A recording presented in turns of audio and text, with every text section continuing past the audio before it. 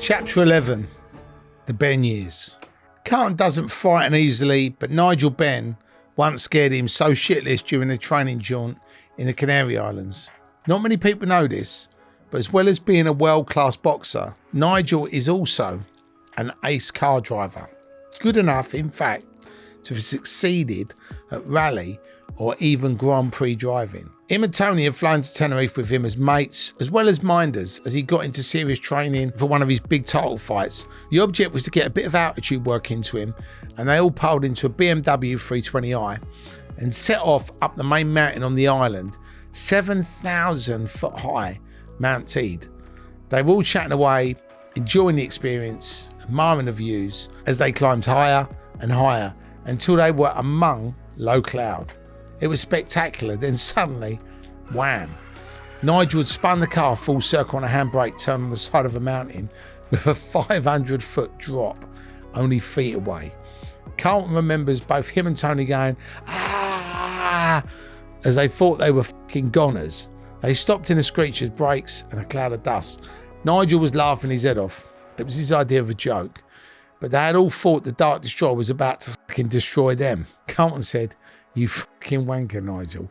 They looked over the side of the mountain road and it was a big, big drop. Carlton had visions of the newspaper headlines back home saying, "Boxing champ dies in mystery mountain plunge." The next time they went up there from the fucking training camp, they had Ray, one of Nigel's sparring partners, with them. Carlton and Tony half knew what to expect. They were gripping tight as they wound up the mountain road. Up, up, up. Carlton thought, "You're not going to do it today, are you?" They were about as high as you can get before the road actually runs out. Then the smirk came over Nigel's face. Wallop! He spun the motor 360 degrees again. Him and Tony both looked at Ray. His mouth was open and his eyes were fucking popping out of his head. "What the fuck?" he shouted. Another knockout laugh to Nigel. I suppose it wouldn't have pleased his promoter, agent or insurance company to know that Britain's favourite fighter was dicing with death up a fucking Spanish mountain. How would that have looked if they'd have had a crash or ended up dead or badly injured? Somebody saying, "Oh, it was just his party trick. He just did it for a laugh," would sound like a bit of a sorry explanation. But that was Nigel, as fearless behind the wheel of a car as he was in the ring. Carlton didn't know when Nigel decided it would be a laugh to spin a beamer halfway up a mountain, but he wasn't a fool and must have felt very confident he had everything under control. Carlton did worry though that one day he would overcook it with one of his stunts and end up badly hurting a wrecked motor. They were good days with Nigel. Carlton has the greatest respect for him as a fighter and as a human being, and they remained good friends through thick and thin, and they did have some traumas. They regularly flew out to the Tenerife training camp with him and went through the motions of top-level, high-pressure workouts with him as well. Carlton says through the motions because it's only when you try it that you realise what a fucking tough regime these guys set themselves. They make it look so easy, but then they are superbly fit specimens of manhood.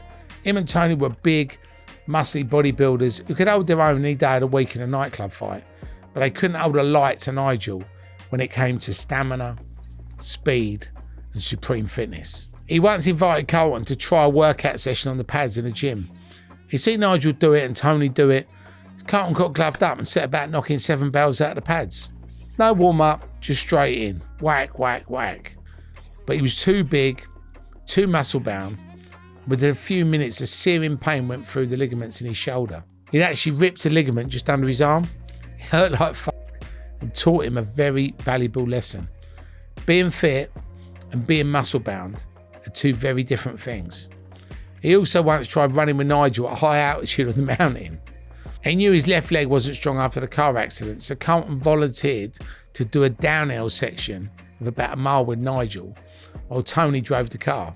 When they stopped, he was shot away. His 17-stone body was shaking in convulsions. Carlton had difficulty breathing. His muscles were a burden, not a help. "Oh, yeah, that was great, Nigel," he gasped. After that, it was strictly the gym for him, weights and bars. Fuck those hills. Nigel always paid for the villa in Tenerife and they bought their own plane tickets. They were pleased and proud to be there. If he needed them, they were never far away.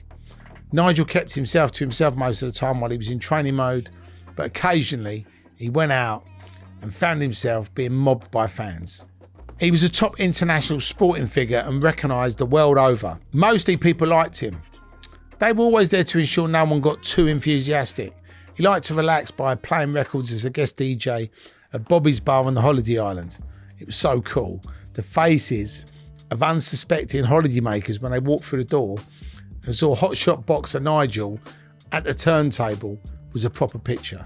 Carlton remembers one visitor from Manchester going up to him and saying, "Hey, you don't half look like Nigel Benn, mate." Nigel smiled and said, "No, mate, I'm just a lookalike." A lot would have said he is Nigel Benn and revelled in the adulation, but not Nigel. He liked the quiet life. There were good times away from the tensions of London and Essex. Tony's death hit Nigel badly. Though he was unaware of Tony's criminal activities, he could see a ton of bad publicity heading his way, as newspapers and TV explored the relationship between the top boxer and a murdered drug dealer. Nigel was shocked by the information coming out about the criminal activities of Tony and the other boys. He could hardly believe this was the same Tony Tucker he knew and liked. He had planned to have Tony's name emblazoned across his boxing shorts for all to see in the next fight as a public token of their friendships. He was advised, don't. His management could see that even in the tough world of professional boxing, to have links with a major fucking drug dealer, a man who had fucking walked you out through the crowds at all your top fights, was certain to bring much unwelcome publicity. Tony's death was principally being linked to the death of policeman's daughter Leah Betts, and with Raquel's nightclub in Basildon where she got the ecstasy tablet that killed her and which was under the control of Tony and his firm.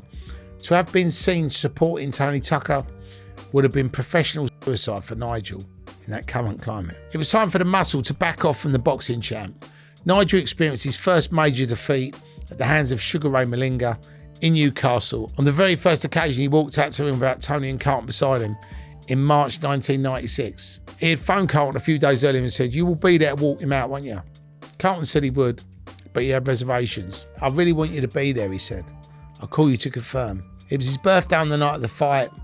Carlton thought he can cancel his party. Nigel is more important. They were still good friends, despite all the stuff that was going on in connection with the murders, and he thought he should be there. He sat and waited by the phone. He never heard another word. He was hurt by it.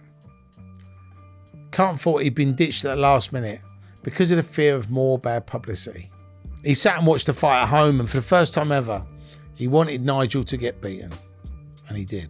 But afterwards, Carlton discovered that the silence was nothing to do with Nigel. He said his management had asked the secretary to do it, but she'd forgotten. He was back at his side, walking in ringside for the two fights against Steve Collins. He lost them both, and the glory days were over. But they had some real good times along the way. He has so many fond memories of the excitement, the buzz of a big fight night as they walked Nigel out, and the crowds parted to let him through.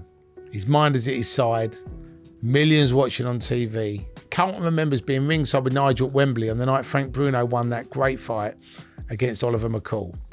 They were all ecstatic. Nigel was one of the first to climb in the ring to hug him and congratulate him. Great scenes. They got back to the dressing room and Nigel discovered that he'd lost one of his handmade golden diamond Cartier ear studs in the excitement. He said, "It's got to be in the ring. Quick, Carl, can you go and have a look for it?" Look for it? It's a fucking bedlam out there. Jubilant Bruno fans were fucking going mad through the area, thousands and thousands of them. Nevertheless, because Nigel was worried about his boxy gold earring, him and Tony started clambering their way back towards the ring. Talk about swimming against the tide. They were climbing over people, under people, over seats, over barriers, and finally they made it into the square.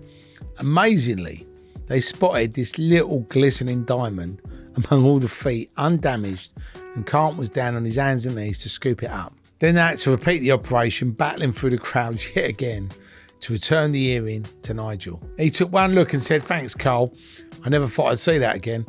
Carlton loved the fight game, and to be as close to the action as he was with Nigel was a fantastic thrill. He loved all the razzmatazz of walking him out from the dressing room, through the cheering crowds, hearing the music blasting out, feeling so proud when he won that he'd have big tears in his eyes.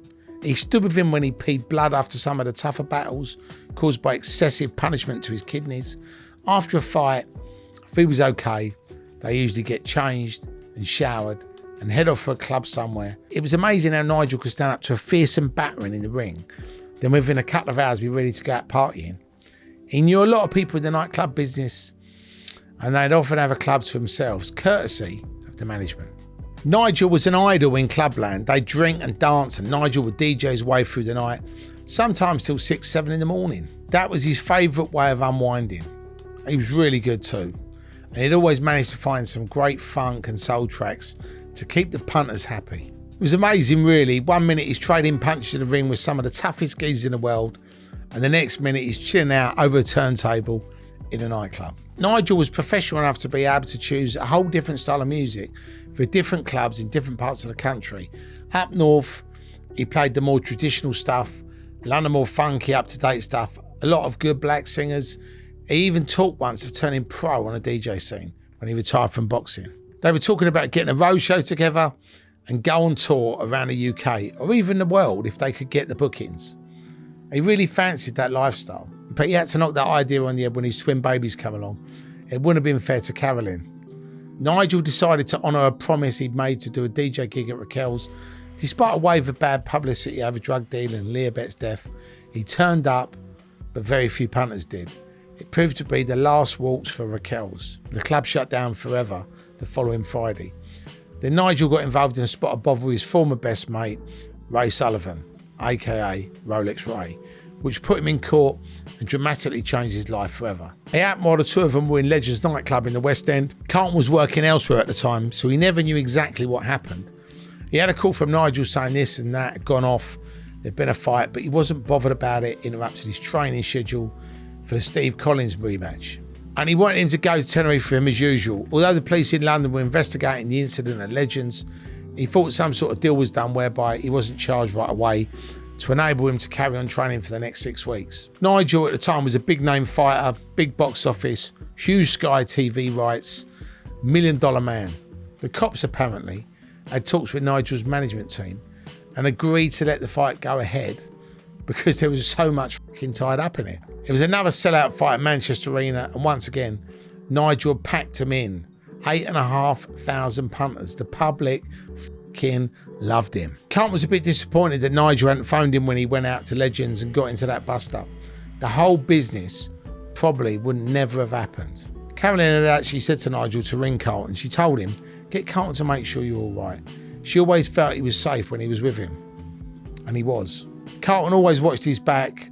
He protected him because he was such a high-profile character. He always attracted attention wherever he went. And not always the right sort of attention. There were girls who wanted to get hold of him and get him into bed and then sell their stories to the News of the World or some other tabloid. Then there were blokes who'd want to pick fights with him to prove how fucking hard they were. He was there for the taking, an upfront, high profile, high publicity value, multi-millionaire and a nice guy to boot, and he needed protection. Carlton used to warn him how dangerous some of these gold digger girls could be, however tempted he might be, however pretty the women. Carlton always said, don't even think about it, Nige. Carlton really hates those slappers who sleep with someone famous and then go running to the newspapers. They are the lowest of the low, cheap slags. Everybody thought Carlton was his minder, his bodyguard, but he wasn't. He was his friend. Okay, he just happened to be a minder and a bodyguard, but he was at Nigel's side because Carlton liked him and cared about him. He thinks he can honestly say they were soulmates, walking a top boxer out to a big televised fight like Eubank or Collins might seem glamorous, and Carlton did enjoy it, but they were there to do a serious job. You never knew when some fucking nutter might push out of the crowd, out to see bodies and have a go. Or even well-wishers going to give him a fucking friendly pat on the head might accidentally catch him in the eye with a fucking thumb or finger or ring. And then you got a multi-million-pound match off because your fighter has accidentally injured an eye. Protection came in many ways. So the bombshell dropped when Nigel was eventually nicked for attacking Ray Sullivan. No one seems to know what was behind it all. Nigel just wasn't a violent man away from the boxing ring. Apparently it was all to do with something that had happened years earlier when Nigel was with Sharon and Ray Sullivan was with her sister. Nigel and Sharon's relationship was volatile, explosive. Ray was Nigel's best mate, like a brother. They used to be with him at boxing matches and saw there was something special about their relationship. They were inseparable. Nigel thought more of Ray than he did of his own brothers. Ray went with him to training camp in Los Angeles to prepare for a big fight before Carlton ever started walking him out with Tony on big fight nights. Later he found out that his best mate, the man he trusted more than anyone in the world, had made a pass at his girlfriend and expressed his undying love. Carlton think it must have been Sharon who told him. Maybe out of spite during another one of their blazing rows. Not surprisingly, Nigel got the hump. Ray, a bit of a playboy and lady killer, hadn't denied it, so there was like a big falling out. Nigel was badly affected mentally. He felt he'd been fucking betrayed, and it started to affect his fighting abilities. To this day, it still eats him up. It exploded that night at Legends. There was a fight. Ray got a really good hiding. That might have been the end of it, except that Ray decided to go public and had his photos splattered all over the fucking sun with a big story saying how Nigel had beaten him up. The hospital photos showed Ray's tubes and clips and medical apparatus all pulled out on display to make it look a lot worse than it was. He said he was going to take out a civil action against Nigel for damages. Then a lot of people started to turn their backs on Nigel. Ray was quite well liked around the club scene, and now a lot of people had it in for Nigel and were slagging him off big time behind his back. They thought he was just a bully boy boxer who smacked Ray for no reason. Then Nigel was charged with causing GBH and was awaiting trial in court. Nigel was feeling the pressure and he came to Carlton and said, "Look, Carlton, I need help." Carlton was going out with him to clubs and said people just turn their backs. They said to him, "Why are you sticking with him? He's just a thug." Carlton's response was it wasn't for him to say. He was a friend and friends stick by each other. He suggested to Nigel that he went public like Ray had and give his side of the story. Then people might actually understand it, but he wouldn't. With the court hearing pending, it was probably the right decision. They might have considered it a contempt of court, so Nigel wanted help. Carlton said he would explain the situation to people if Nigel didn't want to talk about it. Gradually they were saying, oh yeah, they can see why it happened. Nevertheless, Carlton stayed close by his side, as there was still danger out there for the Dark Destroyer. The trial started at Middlesex Guildhall Crown Court in May 1997 in a blaze of publicity. The prosecution claimed Nigel had smashed a glass ashtray in Ray's face in a savage and unprovoked attack.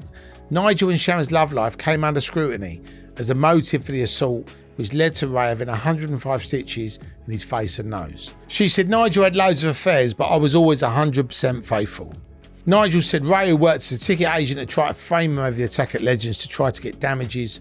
The jury believed him and he was cleared of all the serious charges that could have put him in jail. The judge, though, did say he thought Nigel had brought the prosecution on himself and refused his £50,000 worth of defence costs. Carlton had to smile as the cheers went up for Nigel from supporters in the public gallery.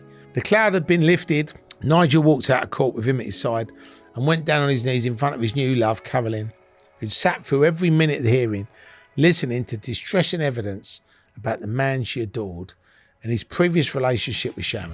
And he told her the verdict had been in the Lord's hand. Nigel had found religion and become a born-again Christian. Praise the Lord! But Nigel had other enemies apart from Ray, and there was talk of an attack.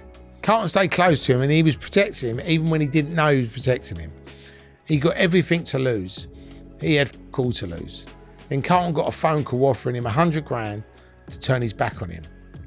There was a hit out on him, said the caller, and they wanted him out of the way. There was a firm out there prepared to take on a contract to kill him, and they considered him to be the main obstacle. Carlton said, bollocks, if you do him, best you do me first. You have to go through me to get to him. That was it as far as Carlton was concerned. No one was going near Nigel Benn. The caller, who reckoned he was acting as an intermediary and was not involved in the actual hit, said, "Oh, I didn't realise you felt so strongly." You think the vibes he put out told him Carlton meant what he said. He got a reputation for being hard but fair, and a friend is a friend forever to him. Perhaps his refusal to be bought off may have even saved Nigel's life. By now, Ray had taken out a civil action against Nigel for £50,000 for damages. It was always going to be a bitter and acrimonious fight. Carlton stayed at a hotel with Nigel day and night for 2 weeks while the case came up. He was never more than a few yards away. He stayed close by in the same hotel. He had breakfast with him and Carolyn. He travelled to court by taxi with them. He gave up 2 weeks of his life for Nigel. On top of that, Carlton was busy behind the scenes. He helped Nigel as much as he could. He put himself right on offer, really. Everybody knew who Carlton was, and where he stood with Nigel. He was with him every day. Every time he came out of court, he was photographed beside him on the steps. The media attention was constant. They were followed everywhere, chased down the street. The pressure became intense, but he never once considered giving up on him. After 2 weeks, the damages claim was thrown out. Life returned to some sort of normality, or as normal as life can be for a world-class middleweight boxer living in the full glare of publicity and is now a very public minder. They still managed to get away from the spotlight for a bit of touring and DJ work. Their trips took them to the north, to Scotland and all over England, with Nigel playing all the top venues and giving him money from what he was earning. They had some more good times now the storms had passed. Then came one of the greatest honours of his life. Nigel asked him to be one of his best men at his and Caroline's wedding's blessing, along with his brother John and their friends Wayne and Simon. It was a great party held at his luxury home in Beckenham, Kent, a couple of weeks after he and Caroline had secretly got married at a registry office. Everybody was in top hat and tails. There were loads of celebrity guests, gospel choir, magazine photographers, and Caroline had a full-size boxing ring set up in the garden early that morning to have the blessing in. Everyone was expected to give a little speech, and they were all saying what a great bloke Nigel was. Carlton had to be the silly one, of course. He stood up and started cursing the top hat he was being forced to wear like some poxy toff. Then he put his hand inside and pulled out a white rabbit and gave it to Caroline. It went down a bomb. Then Carlton told the guests that he'd done a big speech for everyone, and you could see him groaning as he fumbled with a piece of paper. When he unfolded it, it was a plain bit of paper about 4 foot square with just the word speech written on it. Big yes, but short too. Everyone fell about laughing. He did a few jokes and it was a really good laugh. He did the security at the party for Nigel as well as being the best man, but there was never likely to be any trouble in any event. I mean, who's going to kick off at a party run by Nigel Benn with guests like Lennox Lewis and half a top muscle from London? No, it was a good day. One of his great memories of the highs and lows in the life of a great boxer and a great friend. One notable absentee was a lovely Frank Bruno, who had once been a really good friend of Nigel's, but had remained friendly with Ray Sullivan, and with all the bad feelings still going on, was not on the guest list. It was a shame, really. Everyone loved Frank. Him and Tony had met a few times around the fight scene, and he was great value. When he knew Tony had been killed, he beckoned Carlton over at a fight in Manchester and said, "Look, mate, I'm really sorry. You knew this was genuine, from the heart."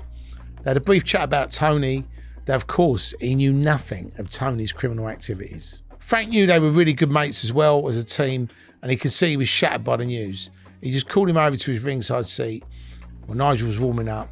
Strictly spontaneous, no official kind of thing, and for a man of his stature to take time to do that left a lasting impression of him as a really decent human being. Carlton went into Legends one night, well before the murders, and he was there with his wife having a meal. "Hello, Frank." "Hello, Carlton." Carlton told him he was out celebrating his birthday, and he stood up and got him a drink and wished him well. Then they had a sort of friendly wrestle. It was great. Carlton and a big grizzly bear. Nigel and Carlton still talk occasionally, but that magic of a special relationship has gone. He's pleased that he's found religion. He thinks he needed it in order to find himself. Carlton wished him well. He can rest assured that the little secrets Carlton knows will remain safe with him, even in this book. He's a knockout bloke, if you'll pardon the pun.